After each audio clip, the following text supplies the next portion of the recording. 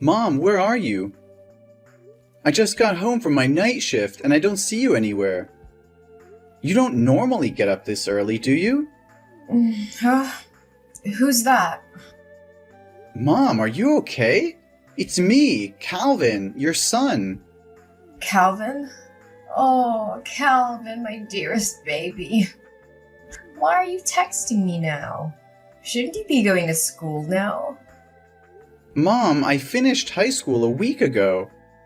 I only need to attend the graduation ceremony in the next few days, so there's no need to go to school anymore. Oh, I see. Why are you texting me now? Shouldn't you be going to school now?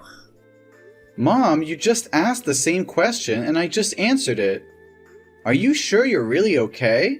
Oh, really? I just didn't pay much attention. I think I'm still not fully awake. Then why are you texting me?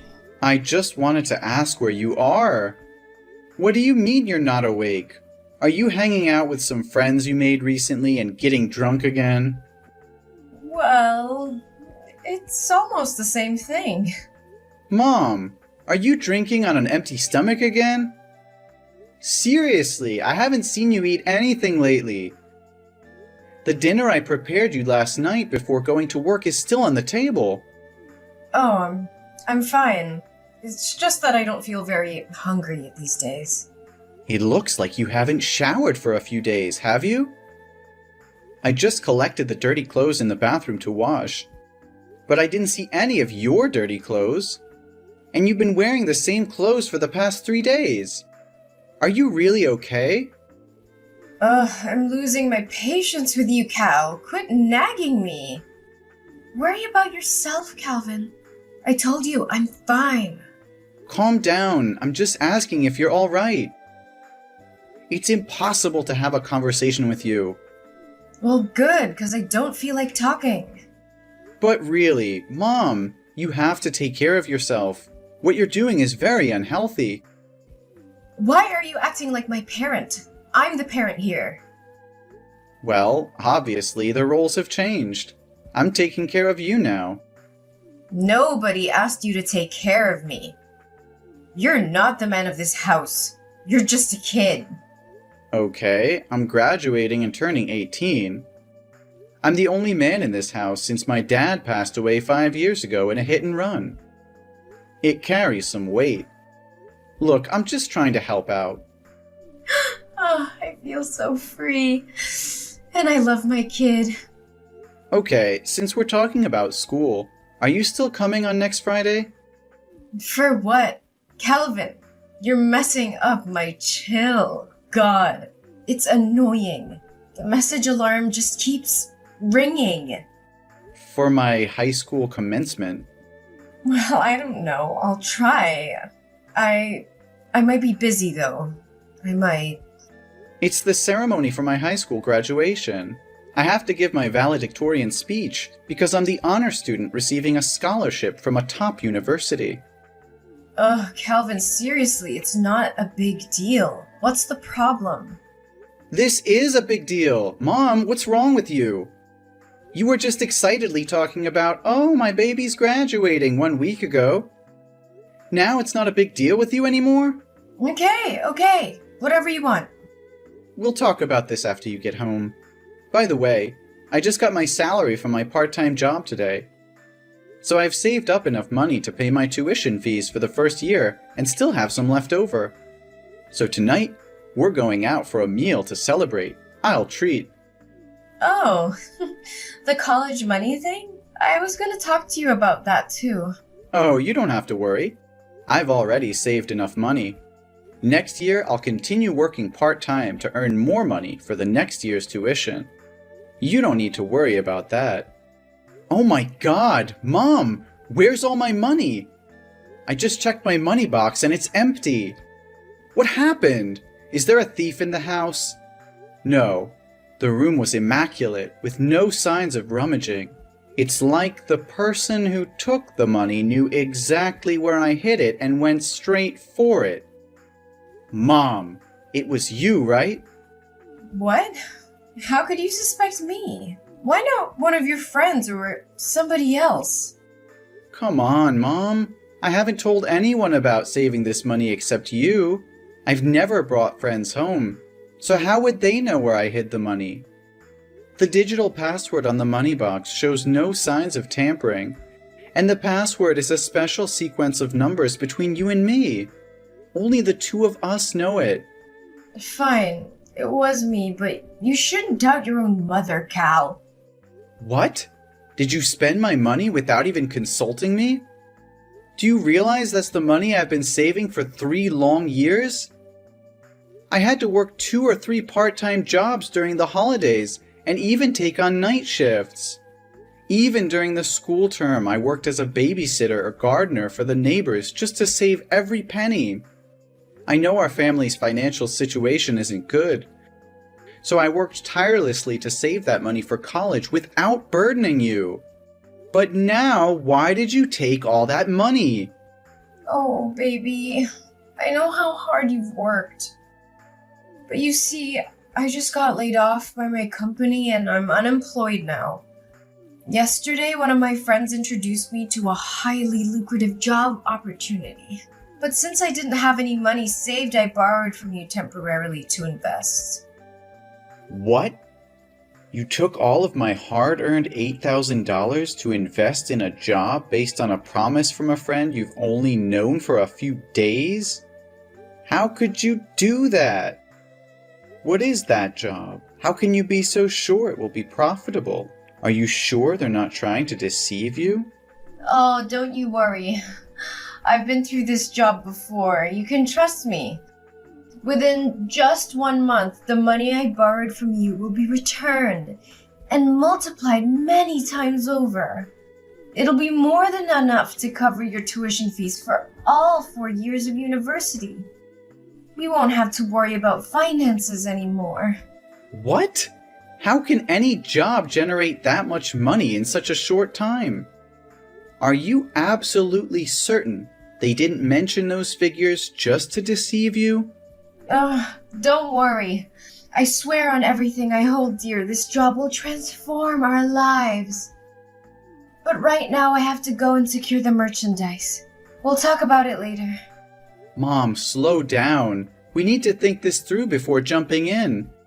This is our last remaining savings. Mom, please answer me. Don't make impulsive decisions that could ruin us.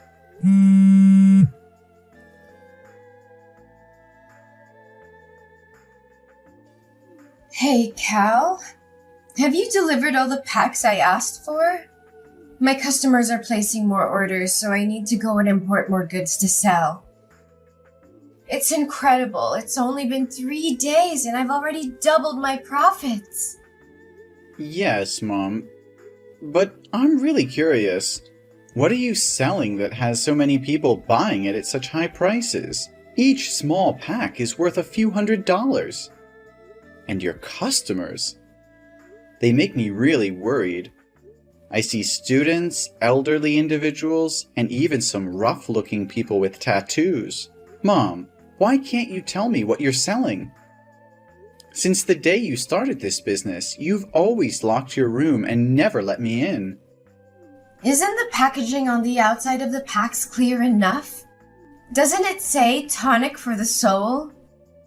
You can read, right, Cal? It's just something that brings happiness, comfort, and an escape from the harsh reality. There's nothing to worry about. The product is just quite expensive, so I lock my room to prevent theft. You're overthinking things. Mom, I'm not buying it anymore. I've checked all the pharmacies around here, but I couldn't find any such supplements. Besides, you don't have a pharmacy degree or any knowledge of chemistry to be selling medicine. Mom, let's be honest. What are you really selling? Also, the people I've been delivering to lately bear a striking resemblance to you. They all have needle marks on their arms, just like you. What are you talking about? Needle marks? You're spouting nonsense. Mom, there's no need to hide anymore. I've already seen it. These days, whenever I'm at home, You wear sleeveless tops or jackets, even in the middle of summer. I became extremely curious and suspicious, as if you were hiding something. Do you remember 2 days ago when I unexpectedly came home? You took off your jacket, but when you noticed me, your immediate reaction was to cover your biceps. But I saw it, Mom. I even found a needle stained with blood in the trash bin. You're being overly sensitive. Those marks on my hands are simply mosquito bites. Needles? Syringes? They certainly aren't mine. Some scoundrel must have thrown it in our garbage bag. Mom, are you kidding me? So now you expect me to believe that someone broke into our house just to throw a used needle in the trash?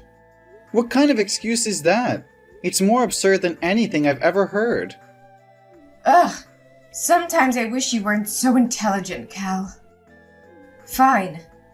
I know that what I'm about to say will change the way you look at me for the rest of your life. You'll judge me, criticize me, and stigmatize me. I'm sure of it. Mom, what's going on? Why does it sound so serious? I promise no matter what it is, I'll always love you and stand by your side. Well, let's see. I'm an addict, Calvin. It's been going on for the past 3 months. Those times I said I was looking out for a job, there were actually moments when I was buying drugs and getting high on a street corner before returning home. And those times I said I was out drinking with new friends, they were the people selling me drugs, and I was high until you texted me. What? You're using drugs? How is that possible? You've always taught me that drugs are poison, that they destroy the human body in the most dangerous ways. You warned me never to listen to friends or anyone who suggested trying them, not even once. You said addicts are selfish, self-centered, useless, and beyond help. How can you be like this now? It must be because of those bad friends you've made recently. Give me their addresses, and I'll make them pay. No, Calvin. It's not their fault, it's me. I couldn't control myself, and I relapsed. All those terrible words I used before, they were the words I had for myself. I wanted to change, to be a good mother, but in the end, I fell back into that sinful path. What? A relapse? But have you ever used drugs before? Why haven't I noticed any signs all these years? Yes, Calvin. That's right. It's a secret I wanted to take to the grave so you wouldn't have to know. The truth is, I've been battling addiction since I was 14 years old. When your grandparents divorced when I was young, no matter where I lived, they were often away on business trips. That left me with a lot of freedom and the pocket money they gave me. It was a recipe for disaster. I made a friend, someone I thought was amazing, and we had a lot of fun together. But one day when I went to her house, I met her mother. She was an addict, and she offered me my first Oxycontin. She simply said, "You should try it." And what happened? Please tell me you refused. I wish I did, honey. But I was curious at the time, so I took a pill. The thought that crossed my mind was, I want to feel like this for the rest of my life. It was the perfect escape for me.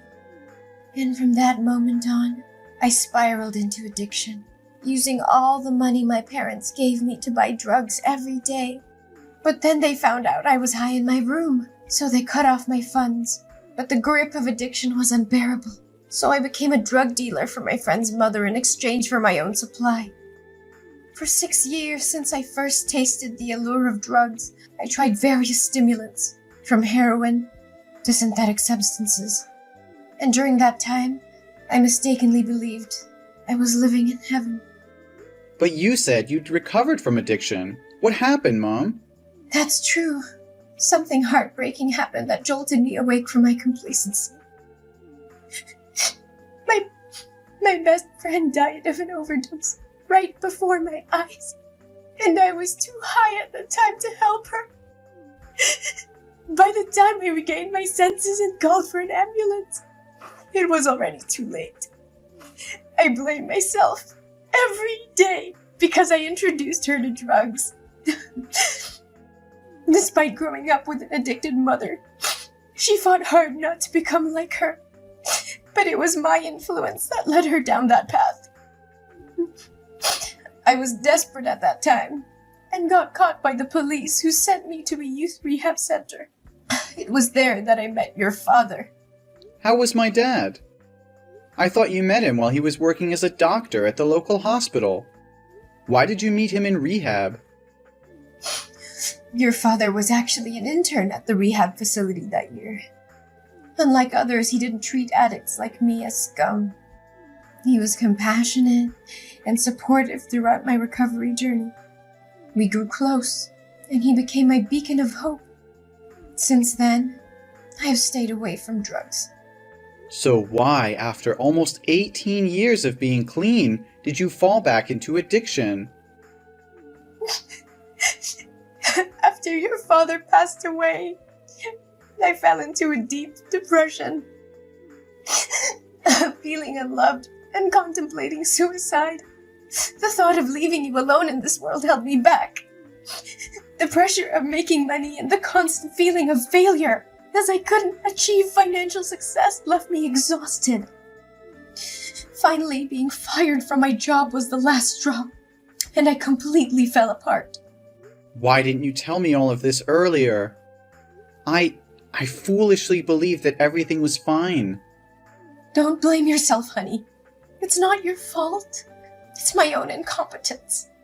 I was so consumed by grief that I went to a bar to drown my sorrows, and there I happened to encounter the mother of my late best friend.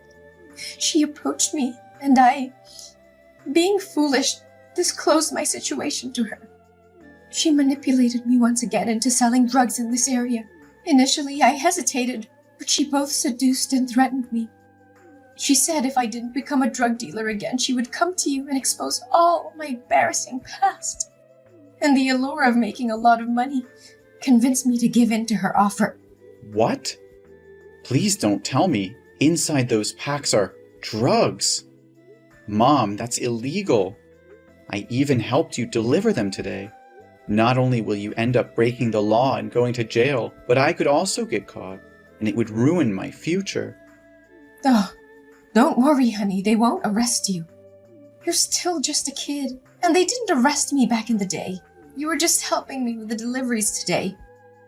If the police found out, just say you didn't know anything. Mom, I'm 18 years old. I'm an adult, and I'm old enough to face the consequences of my actions with the law. What? No way. I always thought of you as just a kid. What should I do? I've not only shattered my image as a good mother, but I've also jeopardized your future. I never wanted this for us, Calvin. I never wanted to be an addict, but I couldn't escape its clutches. I'm so sorry for failing you, for failing as a mother. I know it's unforgivable, but I did it out of desperation. The addiction consumed me and I lost sight of everything else.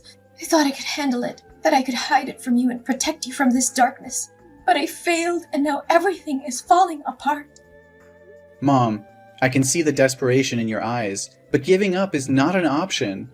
We can't let despair consume us. We have to fight for a better future, for your well-being, and for our relationship. We need to confront this head-on and seek help. Rehab can provide the support you need to overcome your addiction once again. Calvin, I just don't see a way out of this darkness. The weight of guilt, shame, and the realization of the pain I've caused is crushing me. How can I ever face myself, let alone society? I know it feels overwhelming right now, but we can't let despair dictate our choices. We have to confront the consequences of our actions and seek help. It's the only way to break free from this cycle and find redemption. Redemption? Do you really believe it's possible for someone like me? I've betrayed everything I stood for, everything I taught you. How can I ever make amends for that? Mom, redemption is not about erasing the past or pretending it didn't happen. It's about acknowledging our mistakes, taking responsibility, and committing to change. It won't be easy, and there will be obstacles along the way, but it's a journey worth taking. But what about society? They will never forgive me. They will always see me as an addict, a failure, a burden to society. They view us as criminals, as failures. Even if I go to rehab, who will hire me afterwards? Who will give me a chance? I'll be forever labeled as an addict. How can I face their judgment, their scorn? Society can be harsh, Mom, but there are also compassionate people who understand the struggles of addiction. Besides, you still have me. I'll always be here and accompany you like my father did with you. We can find a path where you can heal and rebuild your life without constantly living in fear of judgment. I want to believe, Calvin. I want to believe that there's still hope for me, for us. I'll try. For you. For our future. Please help me find the way out of this despair. Mom, that's all I could ever ask for. Together, we'll find the help you need, the support you deserve.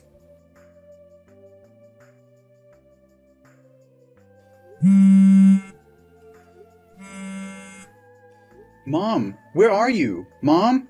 The hospital just called me and said you ran away. Where did you go? You just escaped death. Calvin, I'm sorry. I'm really sorry. I couldn't contain myself.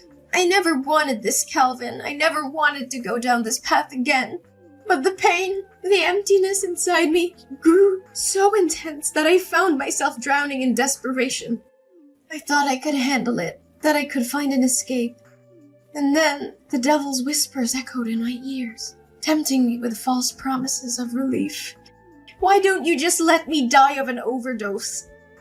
Why are you trying to save my life? And now I have to live in humiliation. I don't dare see you again. Mom, please don't say that. Don't give up on yourself. I can't bear the thought of losing you. I'm scared, Mom. Scared of what might happen if I can't find you in time. You have no idea how scared I was yesterday morning. I was getting ready to go to school for the graduation ceremony when I heard a loud noise coming from your room. I felt so nervous, so I opened the door to check. The scene I witnessed still haunts me. You were lying on the ground with a needle in your lap, covered in vomit and foaming at the mouth. Your whole body was twitching, and it seemed like you'd passed out. I was terrified and immediately called 911. If I had left even a little bit earlier that day... Calvin, I'm so sorry for putting you through all this pain. I never wanted to hurt you. The depths of my despair consumed me, clouding my judgment and blinding me to the love and support you've given me. Mom, you're not alone in this. I know it's hard, but we can fight through it together. Your life is worth living, worth fighting for. I won't let you slip away into darkness. Please, let me help you. Help me? Calvin, I'm beyond help. I've let you down, failed as a mother, and now I'm dragging you into the depths of my own despair. I can't bear to see you suffer because of me. No, Mom, you haven't failed me. We all make mistakes, and I refuse to believe that this defines who you are. You're so much more than your addiction. You're my mother, the one who raised me, loved me, and supported me. I can't abandon you now, not when you need me the most. But Calvin, don't you see? I'm trapped in this vicious cycle. Every time I try to escape, it pulls me back in. I can't bear the pain, the shame, and the weight of my own mistakes. It feels like there's no way out. Mom, I can't just stand by and watch you carry this burden alone. The guilt and shame will eat you alive, and I can't let that happen. We have to go to the police together, confess everything, and reveal who provided you with those drugs.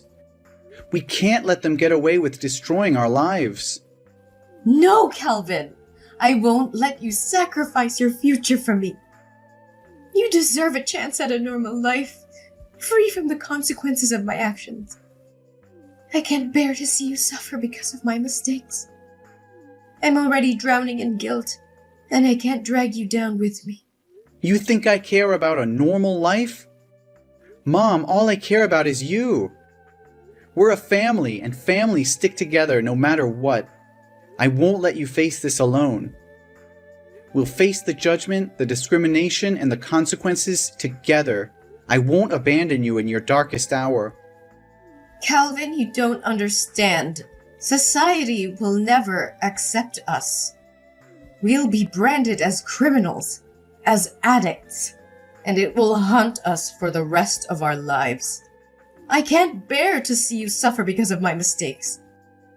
I want better for you, a chance to break free from the cycle of pain. Better for me?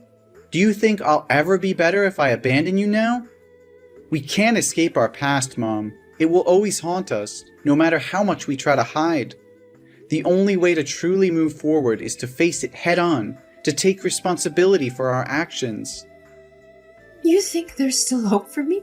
Look at me, Calvin. I'm a broken, hopeless mess. It's too late for me, Calvin. I'm tainted, damaged beyond repair. But you still have a chance. You're young, talented, and full of potential. Save yourself and leave me behind. It's the only way for you to have a future worth fighting for. I'd rather face the consequences alone, no matter how severe they may be. No, Mom, I won't leave you behind. We're in this together through thick and thin. I can't imagine a future without you, and I won't let you give up on yourself. We'll face the world together, and we'll prove them wrong. We'll show them that love and support can conquer even the darkest of times. Just come back to the hospital, okay? After you completely recover, we'll go to the police station together. I'm terrified, Calvin. Terrified of the unknown, of what lies ahead of us.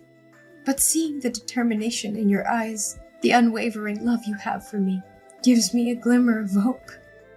Maybe, just maybe, we can find a way to rebuild our shattered lives together.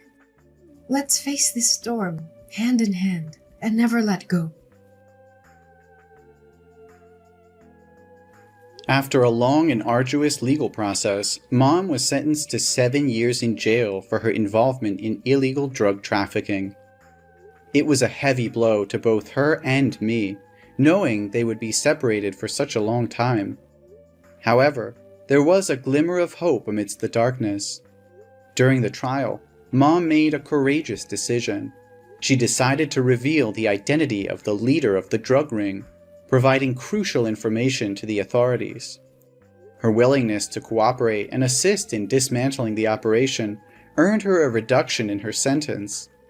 Instead of serving the full 7 years, her sentence was reduced to 5 years. As for me, the court recognized my genuine remorse and the fact that I had been caught up in my mother's desperate struggle. Despite my involvement in transporting drugs, the judge saw potential for my rehabilitation and granted me a suspended sentence of 1 year, giving me a chance to turn my life around. The sentencing was bittersweet, as we knew we would be apart for a considerable period. But it was also a turning point, a chance for us to rebuild our lives and make amends.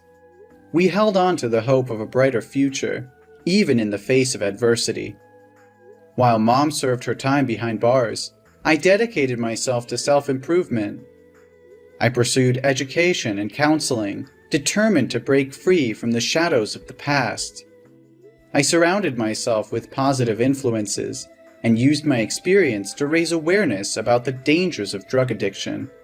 As the day of my mom's release approached, I eagerly awaited her return. I had grown into a responsible and compassionate young adult, ready to support her transition back into society. Together, we embraced the second chance life had given us, determined to make the most of it.